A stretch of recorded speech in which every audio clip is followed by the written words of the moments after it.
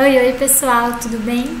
Hoje nós iniciamos conteúdo novo, começamos a nossa meta 3 com o módulo 1, capítulo 3, que fala sobre a química da vida, também chamada de bioquímica.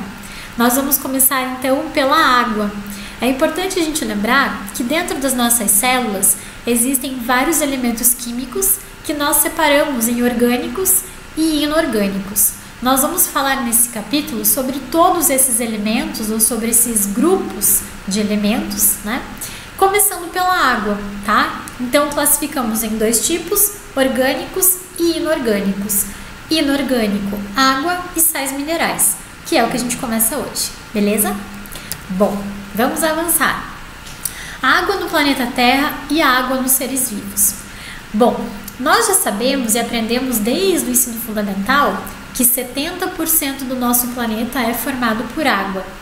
Coincidentemente, a nossa espécie, né, nós seres humanos, também temos 70% do nosso corpo formado por água. Mas essa quantidade de água é variável. Em cada tipo de célula, a gente tem uma determinada taxa de água, né, uma quantidade de água, em cada tipo de ser vivo também. Então, nós colocamos aqui 3 fatores importantes que vão interferir na quantidade de água dentro das células, dentro dos seres vivos. Primeiro, a espécie. Cada espécie pode apresentar maior ou menor quantidade de água. Coloquei como exemplo para vocês a água viva. Como o próprio nome já está sugerindo ali, boa parte dela, cerca de 98% do corpo desse organismo é formado por água. Diferente de uma semente, por exemplo, que só tem 2%. E reforçando, a nossa espécie, mais ou menos 70% do nosso corpo é formado por água. Beleza? Idade. A idade é um fator muito importante, porque quanto mais velho for um organismo, menor é a quantidade de água nas suas células. Pegando, por exemplo, os seres humanos, quanto mais velho nós vamos ficando, menor é a quantidade de células musculares do nosso corpo, certo? E maior é a quantidade de gordura. Então, acontece uma queda na quantidade de água dentro das nossas células. Por isso é importante sempre manter as pessoas idosas bem hidratadas. A atividade metabólica. Se um órgão trabalha mais, tem um metabolismo mais acelerado, ele precisa de mais água. Por exemplo, o nosso cérebro. O nosso cérebro, ele requer muita água, porque ele está sempre em atividade. Diferente, por exemplo, dos nossos ossos, que já não precisam de tanta água, porque eles não têm uma atividade tão intensa, tá bom? Avançando então, vamos falar um pouquinho das propriedades da água.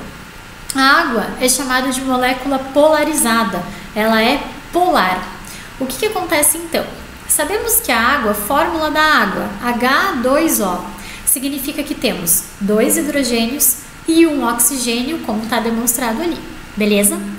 Carga polarizada, né, ser uma molécula polarizada, indica que parte da molécula tem carga positiva e parte dela tem carga negativa. Mais especificamente, o hidrogênio tem carga positiva e o oxigênio tem carga negativa. É por isso que a molécula de água é chamada de molécula polar ou polarizada. O que é que vai acontecer? Essa parte negativa da molécula vai atrair a parte positiva de outra molécula de água, como está no esqueminha que eu coloquei ali para vocês. Então, o oxigênio vai acabar atraindo, como se fossem pequenos ímãs mesmo, o hidrogênio da outra molécula. Essa ligação entre elas, né, essa união que vai acontecer entre elas, nós chamamos de pontes de hidrogênio, ou então ligações de hidrogênio. Essas ligações são muito fortes e é graças a essa ligação que acontece um fenômeno bem interessante, que é a coesão. Então, a coesão é a forte ligação entre essas moléculas de água, lembrando que sempre a parte negativa com a positiva, certo? Que podem ocasionar a tensão superficial. Ou seja, essas moléculas estão tão unidas que quando a gente observa um espelho d'água, por exemplo, parece que existe uma membrana, né? Parece que existe uma película ali revestindo. É o caso de a gente observar, por exemplo, uma gotícula de água, parece que ela está sendo protegida por uma membrana, mas na verdade são só moléculas de água.